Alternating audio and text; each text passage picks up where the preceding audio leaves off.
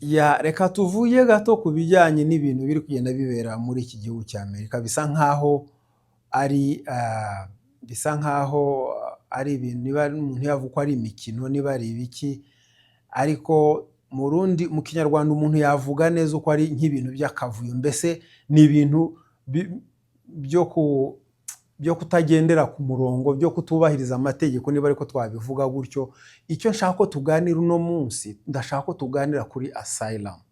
Asylum bisobanura iki? Ni abantu baba baraje muri iki gihugu baje mu bintu by'amaviza, baje gutembera, baje mu makwe, baje gusura abana, baje mu mahugurwa, icyo bakunze kwita ngo ni B1 B2 visa, ni ukuvuga ari ibintu bya turiste baje gutembera ahangaha. Bagera ahangaha bakavuga ngo reka noneho dushake ubwenegihugu cyangwa dushake uko dutura muri Amerika, twemererwa gutura muri Amerika. Abo niyo bita asylum, ko baba baje gushakira ubuhungiro mu indani muri Amerika. Mu gihe impunzi abo bita refugees, abo ngabo bo bajya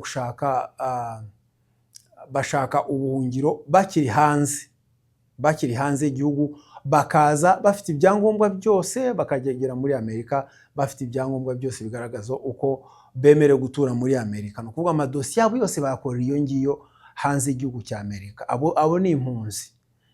Kandi urebye mu rundi ruhande wenda kugira ngo abantu basobanukirwe neza, impunzi nta muntu uba impunzi ari umuntu umwe. Impunzi zikunze kuba ari abantu bahunze, ari abantu benshi cyane bahunze wenda intambara, bahunze imyuzure, bahunze gutotezwa kubera idini, kubera ubwoko, kubera iki cyose. Abo ngabo iyo bahunze gutyo, abo ngabo niyo bita impunzi. Ariko ntago wava mu gihugu wenyine uvuga ngo ngiye hanaha ngo ndi impunzi. Ntago uri impunzi, uri icyo bita asylum, uje gushakira ubuhungiro ahangaha. Icyo nshatse kubabwira cyane kuri aho ngana ndashaka ko mubyumva neza, nuko niba twavuze ngo muri igihugu hari ibintu bisa nkaho bidasobanutse nyine, kubera iyo ukunze umuntu cyane, ngira ngo niko bimeze, iyo ukunze umuntu cyane hari ukuntu unamworohereza no mu bindi byose, ukaba umuntu mwiza kuri we, ukamufasha. Ariko iyo wanze umuntu, ibintu byose kuri we urabikomeza cyane, ku buryo ushobora no gukomeza n'imbere ugatangira no kwangiza n'amategeko kuri uwo muntu kugira ngo nyine ababare, cyangwa ukamukuraho amategeko avuga ngo ibizaza byose nta kibazo uzamufasha. Ngiye kubaha ingero ebyiri. Ingero ya mbere kwanza ni abantu baherutse kuza, ngiye nabivuze muri video, muri zindi za video, abantu b'impunzi b'Abanyafurika yo hepfo b'abazungu. Ariko kubera kubakunda, amategeko yari yoroshe kuri bo, nukuza bakirwa neza mu gihe kitateganyijwe, bakabona n'ubwenegihugu, kandi itegeko atari ko ryateganyije ko babonye ubwenegihugu mu gihe gitoya cyane, kitageze no ku myaka 5 nk'uko bigomba kuba bimeze. Ibintu biroroha cyane kuri bo. Urumva abo ngabo ni urugero rumwe. Urugero rundi ni ku bantu b'impunzi twavuga baturutse ahandi batari abazungu cyane. Ni ukuvuga abo ngabo rero, kubera ko nabo baje muri Amerika mu buryo budashimishije Abanyamerika cyangwa abayobozi bakuru badashaka ko bagera ahangaha, nabo bongeye gukora ibindi bintu bijyanye n'amategeko byo kwangiza amategeko. Twese tuzi uko asylum, kuza muri Amerika ukideklara ahangaha, ni ibintu byiza cyane, ni ibintu bibaho mu gihe wubahirije amategeko, ubikurikije neza, ni ibintu byateganyijwe n'amategeko, nta kibazo gihari. Ariko rero kubera ikibazo kimwe gusa cya wa muntu warashe kuri bandi ba National Guard, ngira ngo twabivuzeho, byatumye noneho abantu bose bari gusaba asylum byose bihagarara.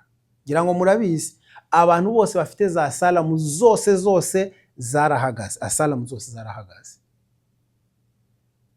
Noneho rero nicyo nshaka kuvuga kuri asylum. Niba mvuze ngo harimo akavuyo kenshi cyane cyangwa kudasobanukirwa, kugira ngo ubimenye ni ukujya ureba inama z'abacongressmen cyangwa abaseneta. Iyo bari aho ngaho, usanga bari kuburana, bari gushaka gusobanura itegeko uko rigomba kuba rihari, ariko abandi bagasa naho badashaka kumva itegeko uko rigomba gukorwa, ugasanga hagati aho hari imirwano.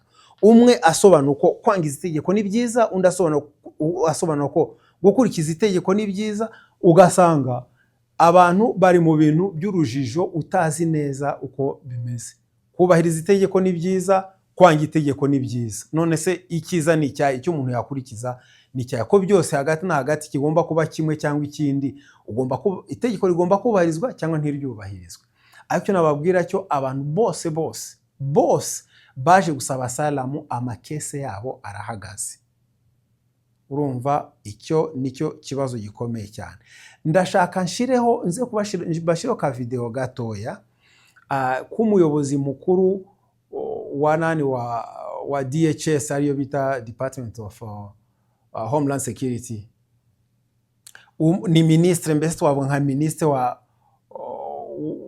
affaires intérieures, niba ariko twabivuga, ministre w'indani w'ubutegetsi, niba ariko twabivuga gutyo, ngira ngo ni affaires intérieures gutyo. Hari reka twe kubitinda, ariko icyo nshaka kubabwira, uwo ministre niwe ufite mu nshingano ze ICE, babandi bashinzwe gufata abantu bakabafunga, bakabapfukama ku ijosi, bagakora iki cyose, bagakubita, bakagira gute, ni ibyo ngibyo. Uwo nguwo niwe ufite iyo ministeri. Urumva, ndashaka mbereke ako ka video gatoya uko bari kumwigisha, uko bari kumusobanura uko itegeko rimeze, uko itegeko rigomba kuba rimeze. Rimwe na rimwe akemera akabyumva, ariko ubundi agashaka kuvuga amagambo menshi. Buriya rero politike ni ikintu kitameze neza. Politike iyo ugeze hariya baragusebya koko, bakakwereka yuko ibyo uri gukora atari byo, kandi wabireba ugasanga mu by'ukuri n'umuntu wo hanze utazi n'ikintu na kimwe abona koko ibyo uri gukora bitameze neza, bitajyanye n'itegeko. Niyo mpamvu ibi byose muri kubona ahangaha ntago bitangaje. Igihe kiri imbere abantu bazaba bari gukurikiranwa, babazwa ibyo bagiye bakora. Ibyo ngibyo byo mumenye uko birahari, uko byagenda kose birahari. Ibi ngibi nibirangira, wenda tuvuge ingoma nirangira, hariho abantu benshi bazakurikiranwa kuko bagiye bakora ibintu binyuranye n'amategeko. Sawa, reka mbashiraho ka video kugira murebe uko kameze. Murakoze cyane, kandi turaza gasobanura nyuma. Bye. About the law. Do you agree that Secretary Noam, let's talk about the law. Do you agree that asylum is a lawful pathway to immigrate to this country? Yes or no? There's an asylum program, yes, in place. All right. So immigrants then with ongoing asylum applications are legally in this country, correct? Excuse me, I'm sorry. Your question was? Immigrants with ongoing asylum applications are legally in this country. There are individuals in this country that have applications that... And they are legally here because it's a lawful pathway, right? It's a lawful pathway. Okay, so if your department then deports anyone with an ongoing asylum application, you are violating the law, correct? Joe Biden left us with... I'm not asking about Joe Biden. I'm asking you a specific question. If your department deports anyone with an ongoing asylum application, you are violating the law. Is that correct? It was greatly violated when they allowed... I'm asking you. People to come I'm asking and you. granted asylum applications. Why are you filibustering? Why can't you answer the question? It's a simple question. Your president... If your department deports anyone with an ongoing asylum application, you are violating the law. Isn't that correct? The asylum program was broken under the last... Mr. Chairman, I will reclaim my time. She's not answering the question. But the obvious answer is that, yes, if you follow a lawful pathway, asylum is a lawful pathway, if you have an open asylum case, you are here lawfully. But the problem that we are seeing around the country is that you are not following the law. Don't tell us to change the law. If you don't like the asylum system, you change the asylum law. Bring it to us. We'll work with you. I think it needs to be changed. But you can't just decide that you're not going to follow the law, and asylum is a law, and deport people who have ongoing applications. Unfortunately, that is exactly what's happening. Secretary Noam, let's... Yangira ngo video maze kuyibona, iyo twashize aho ngaho twavuze ngo Congress cyangwa n'abaseneta bakora inama kugira ngo bashobora gusobanura ibintu bimwe na bimwe kugira ngo abantu babyumve, cyane cyane iyo byagenze byabaye nk'ibintu by'amategeko, kwangiza amategeko, ngira ngo mwabikurikiranye aho ngaho. Reka tubivugeho tutiriwe dutinda cyane, twaba tukiri kuvuga kuri asylum. Hano ino video iri kwerekana bari kubaza umumama witwa Kristi Noem, ariwe umuyobozi mukuru wa DHS, kwa kundi twavuze ngo ni ushinzwe aba ICE, abandi bafunga abantu n'abapolisi ba immigration. Bamubaje ngo, do you agree that asylum is a pathway, is a lawful pathway to immigrate to this country? Ese uremera, no, bari kubaza uwo, ese ministre uremeye ko asylum cyangwa kuza kwideklara muri Amerika kuza kwideklara muri Amerika ari inzira yemewe n'amategeko yo kugira ngo abantu bashobore gutura muri Amerika, bashobore kwimukira muri Amerika? Igisubizo yavuze, ngira mwacyumvise, yavuze ngo yes, yabyemeye. Aho ngaho ni byiza. N'umutego baba bari kubaza ibibazo bisa nkaho bifite imitego. Hanyuma baramubaza ikindi kibazo cya kabiri, baravuga ngo immigrant with ongoing asylum application are legally in this country. Ese urabyemeye nabyo? Kuko ibibazo byinshi cyane ni ibibazo bavuga ngo yes no, yes no. Niko baba mubwiye ngo ubyemere ko ni ibintu byumvikana biri mu mategeko, nta mpamvu yo kuvuga amagambo menshi. None baramubaza ngo ese Kristi Noem, ese uremera ko abimukira bari muri iki gihugu bafite za asylum zabo bari gushaka ubuhungiro muri iki gihugu, uremera ko abo ngabo bari mu nzira ikwiriye, inzira bavuga ngo legally in this country, uremeye ko bari muri iki gihugu mu buryo bwemewe n'amategeko? Kuko ubwa mbere, ikibazo cya mbere babanje kumubwira ngo ese uremera ko abimukira muri igihugu abafite za asylum baje gushaka ubuhungiro hanga ari pathway yemewe n'amategeko? Aremera. Ese noneho uremeye ko abantu bafite application, bakiri gukora application kugira ngo bature hano, bari hano muri Amerika mu buryo bwemewe n'amategeko? Yongera avuga ngo yego. Ibyo ni byiza cyane. Ukuvuga abantu bose bakoze application kugira ngo bature muri iki gihugu, baje kwideklara muri iki gihugu, bari hano mu buryo bwemewe n'amategeko, nk'uko amategeko abivuga. Ngira ngo iriya video mwayikurikiranye. Ikibazo cya gatatu nicyo gisa nka cyamutsinze cyane, kuko aho kugira ngo agisubize yakomeje kuzenguruka ko nikigaragaza yuko atubahiriza amategeko. Nicyo cyamutsinze, kuko yanze kuvuga uko ariko bimeze gutya. Bambaje ngo if your department deports someone with ongoing asylum application, you are violating the law.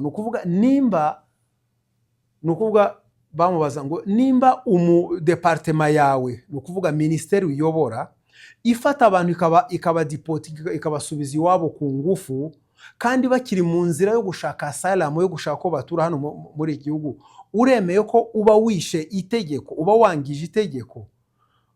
Igisubizo agomba kuvuga ngo yego cyangwa hoya. Ariko iki kibazo cyo si ukuvuga ngo cyamunaniye kugisubiza, nuko yakishe, nukuvuga yangije amategeko. None yatangiye kuzana ibintu ngo Joe Biden, mu gihe cya Joe Biden byagenze gutya na gutya na gutya. No, tubwire, ese ibi ngibi urabyumva ko uri kwangiza amategeko? Kuko nkuko wenyine wavuze ngo abantu bari hano mu buryo bwemewe n'amategeko, uko bari hano mu buryo bumeze neza, bari gushaka nani asylum cyangwa gutura hanga, urabyemeye ko abo bantu bari gushaka za asylum zabo, uko wangije amategeko mu kubafata ukabadipotinga? Nibwo yatangiye kuvuga amagambo menshi. Ariko nyine icyagaragaye nuko umuntu wese uri hano uri gushaka asylum ari mu nzira nziza yemewe n'amategeko, kandi mu by'ukuri ukurikije uko amategeko ameze, ntago bamudipotinga, ko ntago ari umuntu uri illegal immigrant. Kuko kuba illegal ntago nukuvuga uko umuntu yabivuga, so kuba illegal nukuba utakoze ibingibi, nukuvuga utari gukora asylum yawe, cyangwa utari muri process yo gukora asylum yawe. Aho nicyo kibazo icyo ngicyo. Ariko kubihagarika, gufata abantu ukabafunga ukabasubiza mu bihugu byabo, ibyo ngibyo kuko ari ukwangiza itegeko ry'iki gihugu. Nibyo nashatse kubabwira ibyo ngibyo. Murakoze cyane. nk'uko muri bushobora gukurikira ino video kandi Imana ibarinde mwese.